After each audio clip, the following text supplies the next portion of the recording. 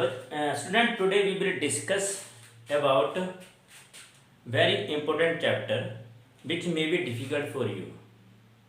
But if you will study it with heart, by heart, then you will come to know about everything about this chapter. Now, what is not for profit organization? Question arises here. What is not for profit organization? Profit ਇੱਦਾਂ ਦੀਆਂ organisation ਕੀ ਹੁੰਦੀਆਂ ਨੇ? ਇੱਦਾਂ ਦੀਆਂ organisations ਸੰਸਥਾਵਾਂ ਜਿਨ੍ਹਾਂ ਦਾ target ਪੈਸਾ ਕਮਾਉਣਾ ਨਹੀਂ ਹੁੰਦਾ। ਇਹਨਾਂ ਦਾ ਟਾਰਗੇਟ ਹੁੰਦਾ ਜਿੱਦਾਂ ਕਿ ਆਪਾਂ ਦੇਖੀਏ ਕਲਚਰਲ ਪ੍ਰੋਗਰਾਮ ਕਰਵਾਉਣੇ, ਐਜੂਕੇਸ਼ਨਲ ਪ੍ਰੋਗਰਾਮ ਕਰਵਾ ਦੇਣੇ, ਹਸਪੀਟਲ ਵਗੈਰਾ ਬਣਵਾ ਦੇਣੇ ਜਾਂ ਫਿਰ ਕਲੱਬ ਵਗੈਰਾ ਨੂੰ ਸ਼ੁਰੂਆਤ ਕਰ ਦੇਣੀ। ਅੱਛਾ, ਇਹਦੇ ਵਿੱਚ ਇਹ ਸਾਰੀਆਂ ਚੀਜ਼ਾਂ ਨੂੰ ਕੌਣ ਚਲਾਉਂਦੇ ਹੁੰਦੇ ਆ? ਡੋਨਰਸ ਚਲਾਉਂਦੇ ਹੁੰਦੇ ਆ। ਯਾਨੀ ਜਿਹਨਾਂ ਆਪਾਂ ਦਾਨ ਦੇ ਕੇ ਜਿਹੜਾ ਬੰਦੇ ਡੋਨਰਸ ਹੁੰਦੇ ਆ ਉਹ ਪੈਸੇ ਦਿੰਦੇ ਆ ਤਾਂ ਉਹ ਇਹ ਸੰਸਥਾਵਾਂ ਨੂੰ ਚਲਾਉਂਦੇ ਆ। ਠੀਕ ਹੈ, ਤਾਂ ਕੀ ਹੁੰਦਾ? ਨਾਟ ਫੋਰ ਪ੍ਰੋਫਿਟ ਆਰਗੇਨਾਈਜੇਸ਼ਨ ਦਾ ਮਤਲਬ ਹੁੰਦਾ ਇੱਦਾਂ ਦੀ ਸੰਸਥਾ ਜਿਹਦੇ ਵਿੱਚ ਉਹਦਾ ਮੇਨ ਟਾਰਗੇਟ ਕੀ ਹੁੰਦਾ? ਪੈਸਾ ਕਮਾਉਣਾ ਨਹੀਂ ਹੁੰਦਾ, ਬਲਕਿ ਸਾਡੇ ਕਲਚਰ ਨੂੰ, ਹਸਪੀਟਲ ਨੂੰ, ਮਤਲਬ ਬਹੁਤ ਸਾਰੀਆਂ ਚੀਜ਼ਾਂ ਨੂੰ ਅੱਗੇ ਵਧਾਉਣਾ ਹੁੰਦਾ। ਸੰਸਥਾਨ ਕਹਿ ਸਕਦੇ। ਠੀਕ ਹੈ ਜੀ। ਅੱਛਾ, ਹੁਣ ਇਹਦੇ ਵਿੱਚ ਕੁਝ ਇੰਪੋਰਟੈਂਟ ਟਰਮਸ ਆ, ਉਹ ਤੁਸੀਂ ਬਹੁਤ ਧਿਆਨ ਨਾਲ ਸੁਣਿਓ। ਪਹਿਲਾ ਕੀ ਹੈ? ਸਬਸਕ੍ਰਿਪਸ਼ਨ। ਸਬਸਕ੍ਰਿਪਸ਼ਨ ਨੂੰ ਪੰਜਾਬੀ 'ਚ ਕਹਿੰਦਾ ਚੰਦਾ। ਚੰਦਾ ਕੀ ਹੁੰਦਾ ਮੈਂ ਦੱਸ ਸਮਝਾਉਣਾ ਤੁਹਾਨੂੰ। ਹੁਣ ਮੰਨ ਲਓ ਕੋਈ ਲੋਕੀ ਮਤਲਬ ਕਿ ਹਸਪੀਟਲ ਬਣਾਉਂਦਾ ਆ ਜਾਂ ਮੰਦਿਰ ਬਣਾਉਂਦਾ ਆ, ਉਹ ਲੈ ਕੇ ਨਹੀਂ ਆਉਂਦੇ ਹੁੰਦੇ, ਮਤਲਬ ਛੋਟੀ ਛੋਟੀ ਪਾਰਟੀਆਂ ਲੈ ਕੇ ਆਉਂਦੇ ਤੁਹਾਡੇ ਕੋਲ। ਠੀਕ ਹੈ ਨਹੀਂ ਵੀ ਉਹ ਬੰਦੇ ਨੇ 51 ਰੁਪਏ ਦਿੱਤੇ, ਉਹ ਬੰਦੇ ਨੇ 20 ਰੁਪਏ ਦਿੱਤੇ, ਉਹ ਬੰਦੇ ਨੇ 100 ਰੁਪਇਆ ਦਿੱਤਾ। ਠੀਕ ਹੈ ਨਹੀਂ, ਮਤਲਬ ਬਹੁਤ ਸਾਰੇ ਲੋਕਾਂ ਤੋਂ ਇਕੱਠੇ ਕਰਦੇ ਹੁੰਦੇ, ਉਹਦੇ ਨਾਲ ਇੱਕ ਮੈਂਬਰ ਬਣਦੇ ਹੁੰਦੇ ਆ। ਜਿੱਦਾਂ ਮੰਨ ਲਓ ਇੱਕ ਆਹ ਆਰਗੇਨਾਈਜੇਸ਼ਨ ਹੈ। ਠੀਕ ਹੈ, ਆਰਗੇਨਾਈਜੇਸ਼ਨ ਦੇ ਬਹੁਤ ਸਾਰੇ ਮੈਂਬਰ ਬਣਦੇ ਹੁੰਦੇ ਆ, ਬਹੁਤ ਸਾਰੇ ਮੈਂਬਰ ਬਣਦੇ ਹੁੰਦੇ ਆ ਤੇ ਉਹ ਮੈਂਬਰ ਆਰਗੇਨਾਈਜੇਸ਼ਨ ਨੂੰ ਚਲਾਉਂਦੇ ਹੁੰਦੇ ਆ। ਯਾਨੀ ਕਿ ਇਹਨਾਂ ਨੂੰ ਕੁਝ ਪੈਸੇ ਦਿੰਦੇ ਆ, ਚੰਦਾ ਦਿੰਦੇ ਆ, ਜਿਹਦੇ ਥਰੂ ਇਹ ਆਰਗੇਨਾਈਜੇਸ਼ਨ ਚੱਲਦੀ ਆ। ਤੇ ਪਹਿਲੇ ਕੀ ਹੁੰਦਾ? ਸਬਸਕ੍ਰਿਪਸ਼ਨ, ਮਤਲਬ ਕਿ ਚੰਦਾ ਮਤਲਬ ਲੋਕਾਂ ਤੋਂ ਪੈਸੇ ਲੈਣੇ ਮੈਂਬਰ ਬਣਾ ਕੇ। ਦੂਸਰਾ ਲਾਈਫ ਮੈਂਬਰਸ਼ਿਪ ਫੀਸ। ਅੱਛਾ, ਸਬਸਕ੍ਰਿਪਸ਼ਨ ਕੀ ਹੋਇਆ? ਇਨਕਮ ਹੋਈ। ਕਿਉਂ? ਕਿਉਂਕਿ ਸੰਸਥਾ ਨੂੰ ਜਾਂ ਆਰਗੇਨਾਈਜੇਸ਼ਨ ਨੂੰ ਉਹ ਪੈਸੇ ਮੈਂਬਰਾਂ ਤੋਂ ਆਏ, ਇਨਕਮ ਹੋਣ ਰਹੀ ਹੈ ਨਾ। Number 2 life membership fee. ਇਹ ਕੀ ਹੁੰਦਾ? ਦੇਖੋ ਮੰਨ ਲਓ ਤੁਸੀਂ ਕਿਸੇ ਆਰਗੇਨਾਈਜੇਸ਼ਨ ਦੇ ਮੈਂਬਰ ਬਣਨਾ ਚਾਹੁੰਦੇ ਆ, ਤੁਸੀਂ ਇਹ ਕਹਿੰਦੇ ਆ ਵੀ ਮੈਂ ਇੱਕ ਹੀ ਵਾਰ ਸਾਰੇ ਪੈਸੇ ਦੇ ਦਿੰਦਾ, ਯਾਨੀ ਮਤਲਬ ਕਿ ਪੂਰੀ ਜ਼ਿੰਦਗੀ ਤੁਹਾਨੂੰ ਪੈਸੇ ਦੇਣ ਦੀ ਲੋੜ ਨਹੀਂ, ਇੱਕ ਹੀ ਵਾਰ ਦੇ ਦਿੱਤੇ ਨਾ। ਮਾਨੇ ਇਹਨੂੰ ਕਹਾਂਗੇ ਲਾਈਫ ਮੈਂਬਰਸ਼ਿਪ ਫੀਸ। ਇਹ ਜਾਊਗੀ ਬੈਲੈਂਸ ਸ਼ੀਟ 'ਚ। ਦੇਖੋ ਜਿਹੜੇ ਰੈਵਨਿਊ ਹੁੰਦਾ ਦੋ ਪ੍ਰਕਾਰ ਦਾ ਹੁੰਦਾ, ਉਹਦੇ ਉੱਤੇ ਆਪਾਂ ਕੱਲ੍ਹ ਨੂੰ ਗੱਲ ਕਰਾਂਗੇ। ਰੈਵਨਿਊ ਦੋ ਪ੍ਰਕਾਰ ਦਾ ਹੁੰਦਾ। ਇੱਕ ਹੁੰਦਾ ਜੋ ਰੈਗੂਲਰ ਰੈਵਨਿਊ ਮਿਲਦਾ ਹੁੰਦਾ, ਰਿਕਵਰਿੰਗ ਹੁੰਦਾ ਯਾਨੀ ਡੇਲੀ ਹੁੰਦਾ, ਉਹਨੂੰ ਰੈਵਨਿਊ ਕਹੀਦਾ। ਇੱਕ ਹੁੰਦਾ ਕੈਪੀਟਲ ਰੈਵਨਿਊ। ਕੈਪੀਟਲ ਰੈਵਨਿਊ ਹੁੰਦਾ ਜੋ ਲਾਈਫ ਟਾਈਮ ਲਈ ਹੁੰਦਾ, ਕਾਫੀ ਸਮੇਂ ਤੱਕ ਲਈ ਹੁੰਦਾ, ਉਹਨੂੰ ਕੀ ਕਹਾਂਗੇ ਆਪਾਂ? Life membership fee. Balance sheet 'ਚ ਆਊਗਾ। ਦੂਸਰਾ ਇੰਡੋਮੈਂਟ ਸਪੈਕਸ ਫੰਡ ਹੁੰਦਾ ਵੀ ਜਿੱਦਾਂ ਆਪਾਂ ਫੰਡ ਦੇ ਦਈਏ। ਫੋਰ ਐਗਜ਼ਾਮਪਲ ਜਿੱਦਾਂ ਤੁਸੀਂ ਫੰਡ ਦਿੱਤਾ ਕਿਸੇ ਹਸਪੀਟਲ ਦੀ ਬਿਲਡਿੰਗ ਬਣਾਉਣ ਨੂੰ ਦਿੱਤਾ, ਫੰਡ ਵੀ ਤੁਸੀਂ ਉਹ ਫੰਡ ਸਿਰਫ ਬਿਲਡਿੰਗ ਬਣਾਉਣ 'ਤੇ ਹੀ ਯੂਜ਼ ਕਰੋਗੇ, ਔਰ ਜਦ ਤੱਕ ਬਿਲਡਿੰਗ ਨਹੀਂ ਬਣਦੀ ਦਿੱਤਾ ਗਿਆ ਫੰਡ ਇੱਕ ਪ੍ਰਕਾਰ ਦੀ ਲਾਇਬਿਲਿਟੀ ਆ। ਲਾਇਬਿਲਿਟੀ ਬਣ ਕੇ ਨਾ ਉਧਾਰ ਹੈ ਤੁਹਾਡੇ 'ਤੇ। ਮਤਲਬ ਕਿ ਜਿੱਦਾਂ ਕਿ ਅਸੀਂ ਮਤਲਬ ਕਿ ਕਿਸੇ ਨੂੰ ਕੋਈ ਪੈਸੇ ਦੇ ਦਈਏ, ਉੱਥੇ ਆਪਾਂ ਓਬਜ਼ਰਵ ਕਰੀਏ ਵੀ ਇਹ ਬਿਲਡਿੰਗ ਬਣਨੀ ਚਾਹੀਦੀ ਆ ਇੰਨੇ ਟਾਈਮ ਦੇ ਵਿੱਚ ਜਾਂ ਇੰਨੇ ਟਾਈਮ ਜੋ ਵੀ ਟਾਈਮ ਦਿੱਤਾ ਹੈ, ਅਤੇ ਕੀ ਹੋਊਗਾ? ਇਹ ਵੀ ਬੋਲ ਕਿੱਥੇ ਜਾਊਗਾ? ਇਹ ਵੀ ਜਾਊਗਾ ਕਿੱਥੇ? ਬੈਲੈਂਸ ਸ਼ੀਟ 'ਚ। ਦੂਸਰਾ ਡੋਨੇਸ਼ਨ। ਡੋਨੇਸ਼ਨ ਦਾ ਮਤਲਬ ਸਾਰੇ ਜਾਣਦੇ ਹੀ। ਡੋਨੇਸ਼ਨ ਦਾ ਮਤਲਬ ਹੁੰਦਾ ਦਾਨ। ਦੇਖੋ ਦਾਨ ਦੋ ਪ੍ਰਕਾਰ ਦਾ ਹੁੰਦਾ। ਇੱਕ ਹੁੰਦਾ ਜਨਰਲ ਡੋਨੇਸ਼ਨ।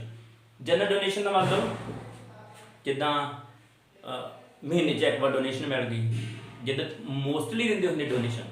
ਜਿੱਦਾਂ ਕਹਿੰਦਾ ਮੈਂ ਆਹ ਕੰਮ ਕਰਨੀ, ਜਿੱਦਾਂ ਮੈਂ ਹਸਪੀਟਲ ਨੂੰ 1000 ਰੁਪਏ ਡੋਨੇਸ਼ਨ ਦਿੰਦਾ ਜਾਂ 10000 ਰੁਪਏ ਡੋਨੇਸ਼ਨ ਦਿੰਦਾ ਜਾਂ ਇਸ ਸਕੂਲ ਨੂੰ ਡੋਨੇਸ਼ਨ ਦਿੰਦਾ ਜਾਂ ਇਸ ਮੰਦਰ ਨੂੰ ਡੋਨੇਸ਼ਨ। ਇਹ ਤਾਂ ਹੋ ਗਈ ਜਨਰਲ ਡੋਨੇਸ਼ਨ, ਜਨਰਲ ਇਨਕਮ ਕਿ ਲਈ? ਆਰਗੇਨਾਈਜੇਸ਼ਨ ਲਈ। ਅਤੇ ਇਹ ਜਿਹੜੀ ਹੁੰਦੀ ਹੈ ਆਊਗੀ, ਇਹਨੂੰ ਕਹਾਂਗੇ ਇਨਕਮ। ਨੰਬਰ ਦੂਸਰਾ ਹੁੰਦਾ ਡੋਨੇਸ਼ਨ ਦਿੱਤੀ ਹੁੰਦੀ ਕਿਸੇ ਪਰਪਜ਼ ਲਈ, ਮਤਲਬ ਆਹ ਤਾਂ ਸੇਮ ਹੀ ਆ, ਕਿਸੇ ਵਿਸ਼ੇਸ਼ ਕੰਮ ਲਈ, ਕੋਈ ਸਪੈਸ਼ਲ ਵਰਕ ਲਈ। ਜਿਹੜਾ ਪੈਸਾ ਦਿੱਤਾ ਜਾਂਦਾ ਹੈ ਉਹਨੂੰ ਕਹਾਂਗੇ ਡੋਨੇਸ਼ਨ, ਕਿਸੇ ਪਰਪਸ ਲਈ, ਜਿਹਦਾ ਹਸਪੀਟਲ ਬਣਾਉਣ ਲਈ। ਤੇ ਇਹਨੂੰ ਕਹਾਂਗੇ ਪਰਪਸ ਜਿਹੜੀ ਸਪੈਸੀਫਿਕ ਹੋ ਗਈ ਹੈ, ਤੇ ਇਹ ਵੀ ਆਊਗੀ ਤੁਹਾਡੀ ਬੈਲੈਂਸ ਸ਼ੀਟ 'ਚ। ਤੀਸਰਾ ਲੀਗੇਸੀ। ਲੀਗੇਸੀ ਦਾ ਮਤਲਬ ਹੁੰਦਾ ਪੰਜਾਬੀ 'ਚ ਇਹਨੂੰ ਕਹਿੰਦਾ ਵਸੀਅਤ। ਵਸੀਅਤ ਕੀ ਹੁੰਦਾ? ਦੇਖੋ ਧਿਆਨ ਨਾਲ ਸੁਣਿਓ। ਵਸੀਅਤ ਦਾ ਮਤਲਬ ਹੁੰਦਾ ਕਿ ਜਦੋਂ ਕੋਈ ਬੰਦਾ ਮਰਨ ਵਾਲਾ ਹੁੰਦਾ, ਠੀਕ ਹੈ, ਜਾਂ ਨਹੀਂ ਵੀ ਮਰਨ ਵਾਲਾ ਹੁੰਦਾ, ਮਰਨ ਤੋਂ ਪਹਿਲਾਂ ਉਹ ਆਪਣਾ ਮਤਲਬ ਕਿ ਲੈ ਕੇ ਜਾਂਦਾ ਹੁੰਦਾ, ਇੱਕ ਲੀਗੇਸੀ ਤਿਆਰ ਕਰਦਾ ਹੁੰਦਾ, ਜਿਹਦੇ ਵਿੱਚ ਇਹ ਲਿਖਿਆ ਹੁੰਦਾ ਕਿ ਮੇਰੇ ਮਰਨ ਤੋਂ ਬਾਅਦ ਮੇਰੀ ਜਿੰਨੀ ਵੀ ਜਾਇਦਾਦ ਆ ਉਹ ਸਾਰੀ ਜਾਇਦਾਦ ਜਾਂ ਤਾਂ ਮੇਰੇ ਬੱਚੇ ਨੂੰ ਮਿਲ ਜਾਵੇ, ਠੀਕ ਹੈ ਜੀ। ਮੰਨ ਲਓ ਉਹਦਾ ਕੋਈ ਬੱਚਾ ਨਾ ਹੋਵੇ ਤਾਂ, ਅਗਰ ਕੋਈ ਬੱਚਾ ਨਾ ਹੋਵੇ ਤਾਂ ਕਿਸੇ ਆਰਗੇਨਾਈਜੇਸ਼ਨ ਨੂੰ ਮਿਲ ਜਾਵੇ, ਔਰਫਨ ਨੂੰ ਮਿਲ ਜਾਵੇ, ਅਨਾਥ ਆਸ਼ਰਮ ਨੂੰ ਮਿਲ ਜਾਵੇ। ਹੋ ਸਕਦਾ ਉਹਦੇ ਬੱਚੇ ਨੂੰ ਲਾਇਕ ਹੋਣ, ਉਹ ਨਹੀਂ ਦੇਣਾ ਚਾਹੁੰਦਾ ਹੋਵੇ, ਇੱਦਾਂ ਵੀ ਹੋ ਸਕਦਾ, ਤਾਂ ਵੀ ਉਹ ਪੈਸੇ ਕਿਹਨੂੰ ਮਿਲ ਜਾਵੇ? ਆਰਗੇਨਾਈਜੇਸ਼ਨ ਨੂੰ ਮਿਲ ਜਾਵੇ। ਇਹਨੂੰ ਕਹਿੰਦੇ ਲੀਗੇਸੀ, ਮਤਲਬ ਕਿ ਵਸੀਅਤ। ਤੀਸਰਾ ਸੇਲ ਆਫ ਐਸੇਟ। ਦੇਖੋ ਹੁਣ ਜਿੱਦਾਂ ਮਤਲਬ ਕਿ ਆਰਗੇਨਾਈਜੇਸ਼ਨ ਦੇ ਵਿੱਚ ਬਹੁਤ ਸਾਰੇ ਓਲਡ ਮਟੀਰੀਅਲ ਪਏ ਹੁੰਦੇ, ਫੋਰ ਐਗਜ਼ਾਮਪਲ ਕਹਾਂਗੇ ਆਪਾਂ ਰੀਫਰੈਸ਼ਮੈਂਟ ਹੋ ਸਕਦੇ ਆ, ਓਲਡ ਨਿਊਜ਼ਪੇਪਰ ਹੋ ਸਕਦੇ ਆ, ਜਾਂ ਓਲਡ ਸਪੋਰਟਸ ਮਟੀਰੀਅਲ ਹੋ ਸਕਦਾ। ਉਹਨੂੰ ਜਦੋਂ ਆਪਾਂ ਵੇਚਾਂਗੇ ਤਾਂ ਵੀ ਕੀ ਹੋਊਗਾ? ਇਨਕਮ ਹੋਗੀ। ਕੀ ਜਨਰੇਟ ਹੋਗੀ? ਇਨਕਮ। ਠੀਕ ਹੈ ਜੀ, ਇਹ ਹੋਗੀ ਤੁਹਾਡੀ ਇਨਕਮ। ਠੀਕ ਹੈ। ਅੱਛਾ ਇਹਦੇ ਵਿੱਚ ਹੋ ਸਕਦਾ ਇਨਕਮ, ਅੱਛਾ ਇਨਕਮ ਆਵੇ, ਠੀਕ, ਇਹਦਾ ਜਨਰਲ ਇਨਕਮ ਹੋ ਗਈ, ਜਿੱਦਾਂ ਮਤਲਬ ਆਪਾਂ ਵੇਚਦਾ ਓਲਡ ਮਟੀਰੀਅਲ ਵੇਚਦਾ ਕੋਈ ਵੀ। ਲੇਕਿਨ ਇੱਕ ਚੀਜ਼ ਹੋਰ ਧਿਆਨ ਰੱਖਿਓ, ਸੇਲ ਆਫ ਐਸਿਡ। ਜਿੱਦਾਂ ਆਪਾਂ ਐਸਿਡ ਸੇਲ ਕੀਤੀ, ਜਿੱਦਾਂ ਮੰਨ ਲਓ ਉਹ ਜਦੋਂ ਆਪਾਂ ਕੋਈ ਬਾਈਕ ਵੇਚੀ, ਮੰਨ ਲਓ ਬਾਈਕ ਨੂੰ ਵੇਚਦਾ, ਮੰਨ ਲਓ 5000 'ਚ ਵੇਚਦਾ, ਠੀਕ, ਉਹਦੀ ਜਿਹੜੀ ਬੁੱਕ ਵੈਲਿਊ ਸੀਗੀ, ਬੁੱਕ ਵੈਲਿਊ ਸੀਗੀ ਉਹ ਮੰਨ ਲਓ 6000 ਸੀ। ਧਿਆਨ ਰੱਖਣਾ ਮੋਟਰਸਾਈਕਲ ਦੀ ਜਿਹੜੀ ਕੀਮਤ ਸੀਗੀ ਅਸਲ 'ਚ ਉਹ ਸੀਗੀ ਕਿੰਨੀ? 6000। ਵੇਚੀ ਕਿੰਨੇ ਜੀ? 5000। ਪ੍ਰੋਫਿਟ ਹੋਇਆ ਲਾਸ ਹੋਇਆ? ਪ੍ਰੋਫਿਟ ਹੋਇਆ ਲਾਸ ਹੋਇਆ? 6000 ਦੀ ਸੀਗੀ, 5000 ਦੀ ਵੇਚੀ, ਲਾਸ ਹੋਇਆ। ਜਦੋਂ ਲਾਸ ਆ ਜਾਵੇ ਉਹ ਜਾਊਗਾ ਪ੍ਰੋਫਿਟ ਐਂਡ ਲਾਸ ਦੇ ਵਿੱਚ। ਕਿੰਨਾ ਜਾਊਗਾ? ਨਾ ਤਾਂ ਜਾਊਗਾ ਤੁਹਾਡਾ 5000, ਨਾ ਜਾਊਗਾ ਤੁਹਾਡਾ 6000।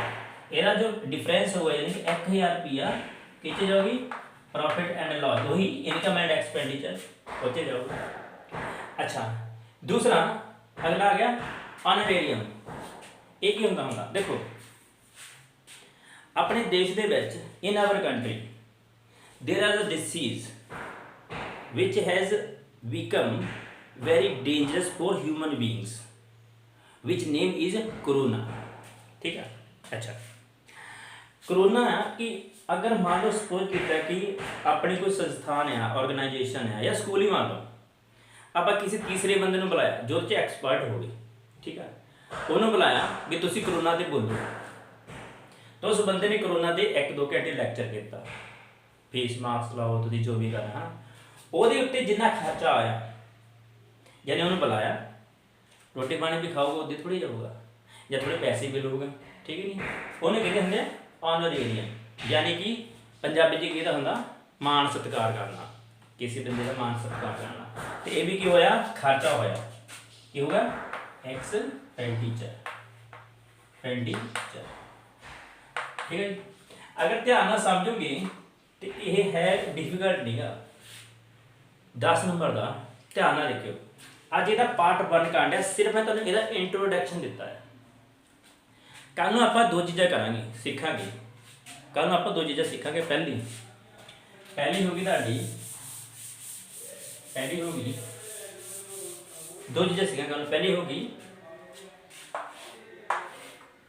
ਹੋਗੀ ਤੁਹਾਡੀ ਰਿਸੀਪਟ ਐਂਡ ਪੇਮੈਂਟ।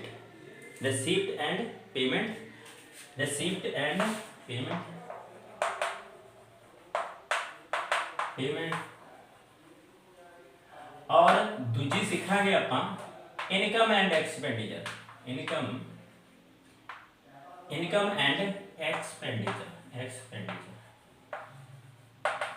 अच्छा एक जी हो क्लास +1 ਦੇ ਵਿੱਚ ਤੁਸੀਂ ਸੋਲ ਪ੍ਰੋਪਰਾਈਟਰ ਪੜ੍ਹਿਆ ਹੋਣਾ, ਪੜ੍ਹਿਆ ਚੇਤਾ ਭੁੱਲ ਗਿਆ। 11ਵੀਂ ਦੇ ਵਿੱਚ ਇੱਕ ਚੈਪਟਰ ਸੀਗਾ ਉਹਦੇ 'ਚ ਬਣਾਉਂਦੇ ਸੀ ਪਹਿਲਾਂ ਆਪਾਂ ਟ੍ਰੇਡਿੰਗ ਅਕਾਊਂਟ ਬਣਾਉਂਦੇ ਹੁੰਦੇ ਸੀ, ਫਿਰ ਬਣਾਉਂਦੇ ਸੀ ਪ੍ਰੋਫਿਟ ਐਂਡ ਲਾਸ ਅਕਾਊਂਟ ਬਣਾਉਂਦੇ ਹੁੰਦੇ ਸੀ। ਬਸ ਇਹਦੀ ਹੀ ਡਿਟੋ ਕਾਪੀ ਆ। अगर तुम +1 च ढंग नाल पढ़िया फिर तो एकदम समझ आना, अगर नहीं पढ़िया या तुम पढ़ाया ही नहीं गया तो थोड़ा औखा। ठीक है, तो ये सी अज की video not for profit organisation. कल नूं इहदा पार्ट 2 असीं करांगे, टेंशन ना लो, बहुत चंगी तरीके तुहानूं समझावांगे, हाले सिर्फ स्टार्टिंग है, बाकी कल तक लई थैंक यू।